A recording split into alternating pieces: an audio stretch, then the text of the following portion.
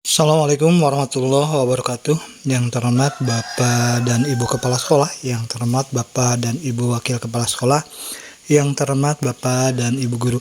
Berikut adalah informasi tentang proyek penguatan profil pelajar Pancasila bagian kedua. Bagian kedua menginformasikan tentang tahapan yang diatur untuk menguatkan pencapaian profil pelajar Pancasila. Proyek untuk menguatkan pencapaian profil pelajar Pancasila diatur sebagai berikut. A. Dikembangkan berdasarkan tema tertentu yang ditetapkan oleh pemerintah. B. Tidak diarahkan untuk mencapai target capaian pembelajaran tertentu sehingga tidak terikat pada konten mata pelajaran. C. Merupakan kegiatan pembelajaran yang lebih fleksibel, tidak terpaku pada jadwal belajar seperti kegiatan reguler, serta lebih banyak melibatkan lingkungan dan masyarakat sekitar dibandingkan pembelajaran reguler. D. Peserta didik berperan besar dalam menentukan strategi dan aktivitas proyeknya, sementara guru berperan sebagai fasilitator. Pertama, merancang alokasi waktu proyek dan dimensi atau lanjutannya. Satuan pendidikan diharapkan dapat mengatur jadwal belajar yang membuka ruang untuk kolaborasi mengajar antar pendidik dari mata pelajaran yang berbeda.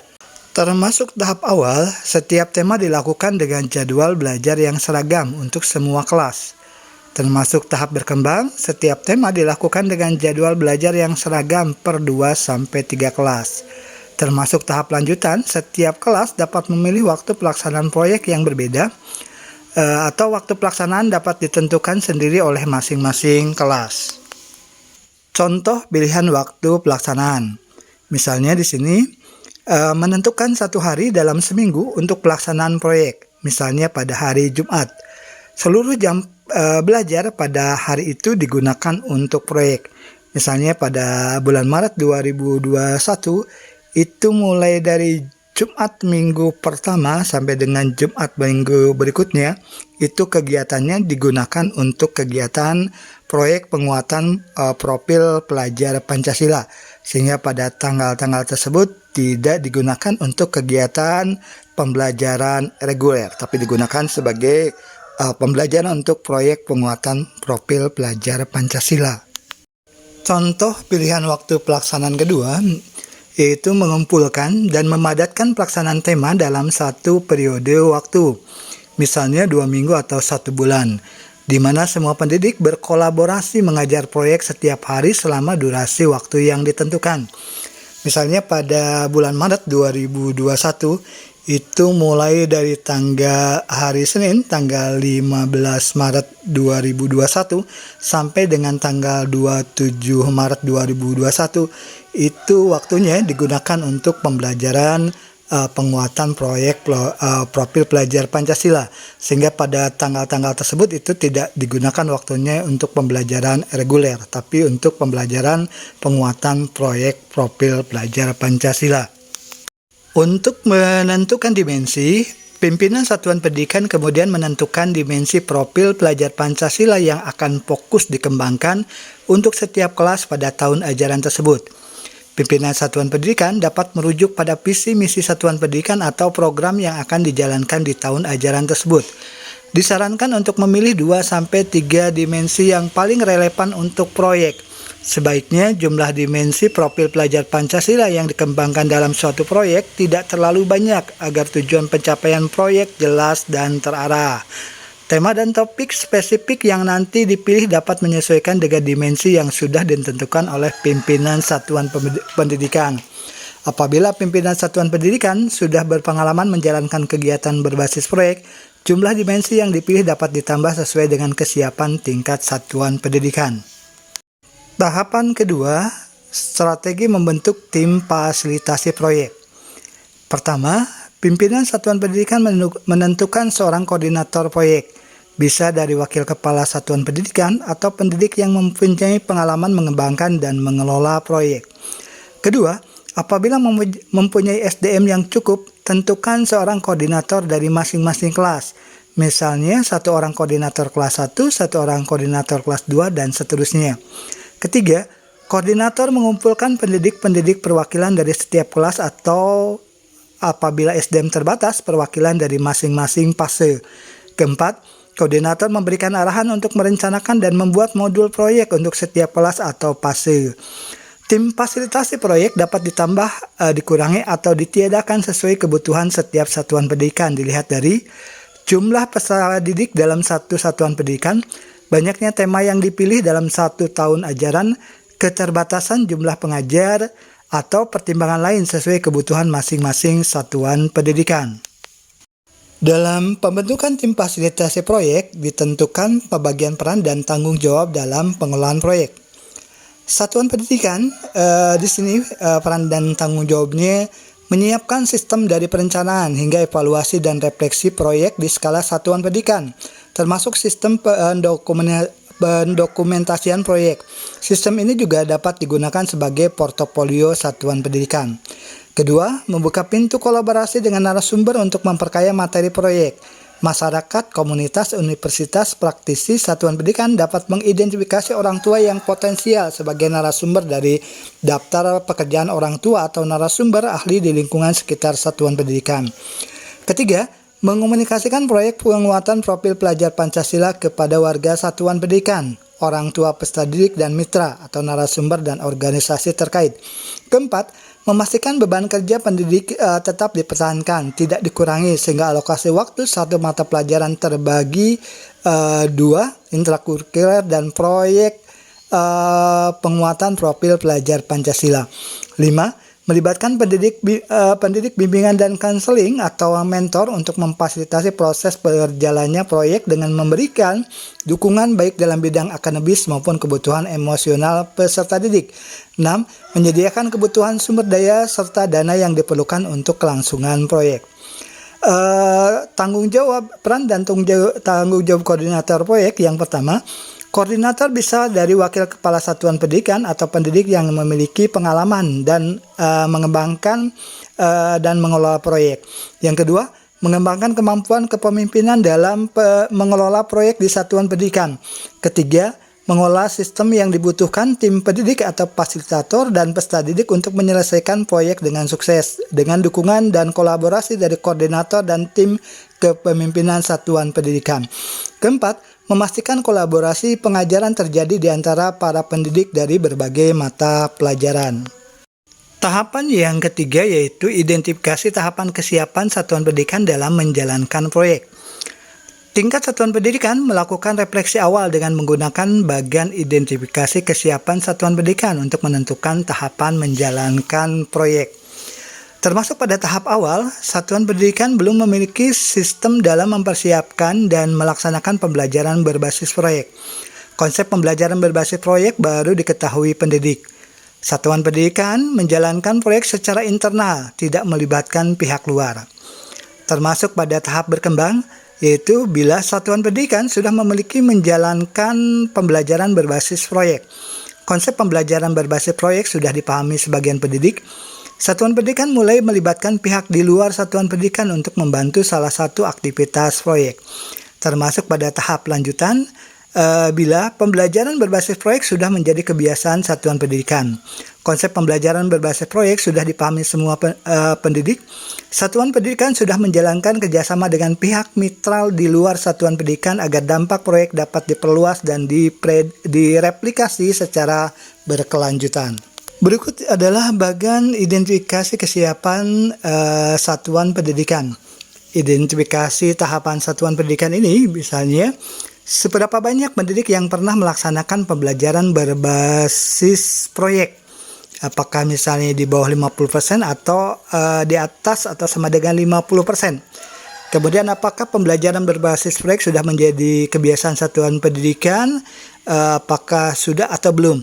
Nah, tahap-tahap yang ini misalnya yang di atas 50% kemudian belum menjadi kebiasaan, maka ini masuk dalam kategori tahap awal. Kemudian apakah proyek sudah terjadi lintas disiplin ilmu? Apakah belum atau sudah?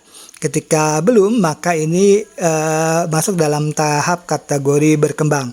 Kemudian apakah satuan pendidikan memiliki sistem yang mendukung pelaksanaan pembelajaran berbasis proyek. Kalau belum, ini masuk dalam tahapan berkembang. Apabila sudah punya, ini maka tahap lanjutan. Kemudian apakah sudah ada keterlibatan mitra? Apabila tidak, maka ini masih masuk dalam tahap lanjutan.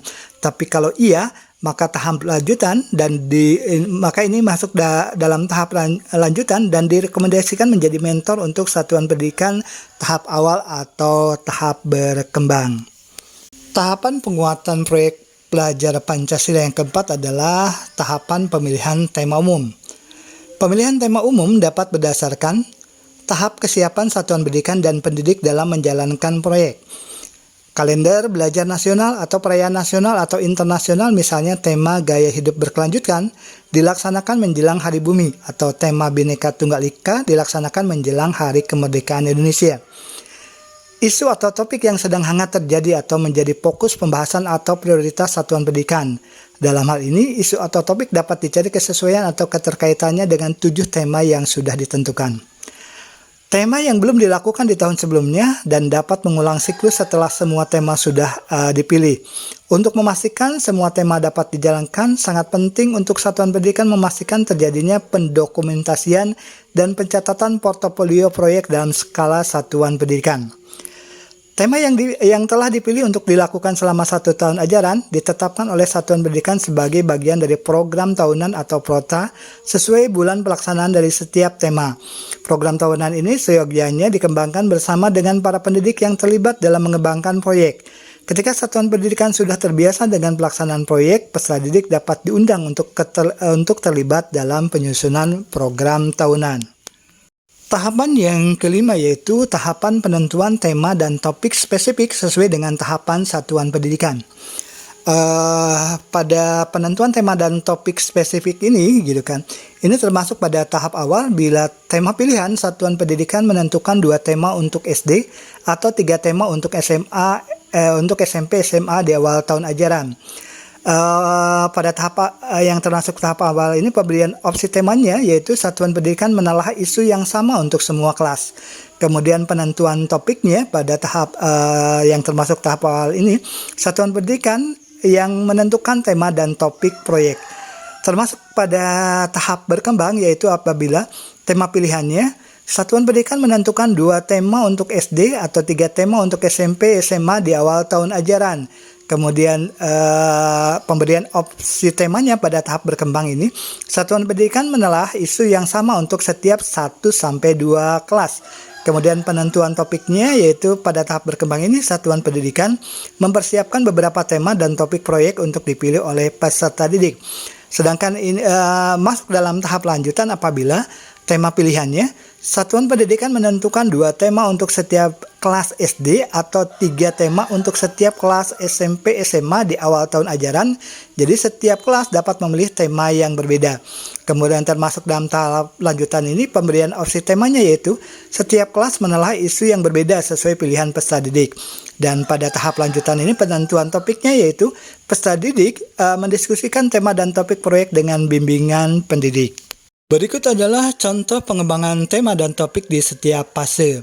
Misalnya, tema yang dipilih adalah gaya hidup berkelanjutan. Pada fase A untuk SD misalnya, membuat sistem pembuangan dan pemilahan sampah sederhana di rumah dan di satuan pendidikan.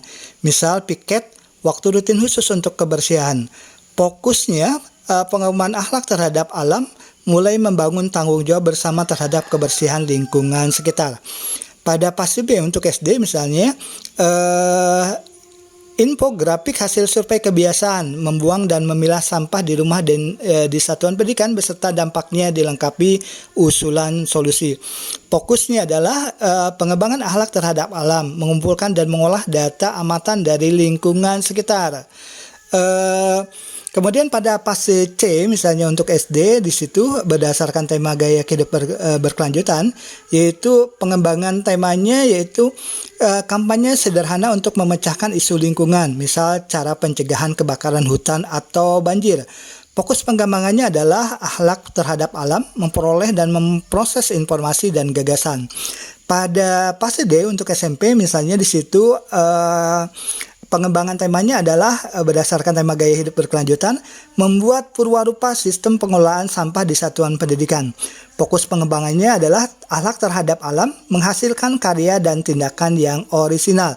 Kemudian untuk untuk SMA pada fase E dan F misalnya di situ pengembangan temanya adalah mendesain sistem pengolahan sampah untuk mengatasi permasalahan banjir di lingkungan sekitar satuan pendidikan. Fokus pengembangannya adalah pengembangan akhlak terhadap alam, menghasilkan karya dan tindakan yang orisinal, memperoleh dan memproses informasi dan gagasan. Sedangkan misalnya contoh untuk pengembangan tema kearifan lokal, misalnya untuk fase A di sekolah dasar, pengembangannya adalah pekan permainan tradisional, membuat kegiatan bersama yang berkaitan dengan mengenalkan dan melakukan berbagai jenis permainan tradisional daerah sendiri atau daerah lain di Indonesia. Fokus pengembangannya adalah membiasakan mendengarkan pendapat temannya, baik itu sama ataupun berbeda dengan pendapat yang dimilikinya. Pada fase B untuk SD, di situ pengembangannya adalah Hasanah Dongeng Legenda Tanah Air, membuat kumpulan cerita menarik dan bermakna dari berbagai daerah di Indonesia. Fokus pengembangannya adalah akhlak kepada manusia, mendengarkan dengan baik pendapat temannya, baik itu sama ataupun berbeda dengan pendapat yang dimilikinya. Mengumpulkan berbagai warisan budaya, intangible heritage yang membawa pesan-pesan moral yang masih relevan dengan masa sekarang. Pada fase C untuk SD, pengembangannya adalah merancang jalur wisata daerah yang berkaitan dengan peninggalan bersejarah tangible dan intangible. Fokus pengembangannya adalah akhlak kepada manusia, mulai mengenal berbagai kemungkinan interpretasi dan cara pandang ketika dihadapkan dengan dilema. Memperkenalkan kekayaan budaya lokal serta kearifannya kepada lingkup masyarakat luas secara kreatif lewat pengalaman indrawi. Untuk fase D pada jenjang SMP dengan tema kearifan lokal, pengembangannya adalah mural akulturasi yang bercerita tentang proyek akulturasi dan dampaknya di masyarakat saat ini. Fokus pengembangannya adalah akhlak kepada manusia, mengutamakan persamaan sebagai alat pemersatu dalam keadaan konflik atau perdebatan. Mengenal sejarah perkembangan budaya yang berdampak pada cara hidup dan sudut pandang masyarakat dan menyajikan interpretasinya melalui pengembangan visual. Pada fase E atau F untuk jenjang SMA dengan tema kearifan lokal, pengembangannya adalah gelaran seni yang memadukan elemen teknologi dan tradisi. Fokus pengembangannya adalah akhlak kepada manusia, menghargai perbedaan identitas, ras, agama, dan lain-lain, dan menampilkan apresiasinya atas perbedaan dalam bentuk aktivitas. Menggali berbagai warisan budaya terkait seni dan menentukan cara mengenalkannya secara luas dengan memanfaatkan teknologi. Bapak dan Ibu yang terhormat, demikian informasi tentang penguatan proyek profil pelajar Pancasila bagian kedua yang berisi informasi tentang pengaturan tahapan proyek untuk menguatkan pencapaian profil pelajar Pancasila. Yang tahapannya terdiri dari yang pertama merancang alokasi proyek dan dimensi. Yang kedua strategi membentuk tim fasilitasi proyek. Yang ketiga identifikasi tahapan kesiapan satuan pendidikan dalam melaksanakan proyek. Yang keempat, pemilihan tema umum. Dan yang kelima adalah tentang penentuan tema dan topik spesifik sesuai dengan tahapan satuan pendidikan. Demikian informasi yang bisa disampaikan, semoga bermanfaat dan menginspirasi pada Bapak dan Ibu. Terima kasih atas perhatiannya, mohon maaf bila ada salah dan keliru. Wassalamualaikum warahmatullahi wabarakatuh.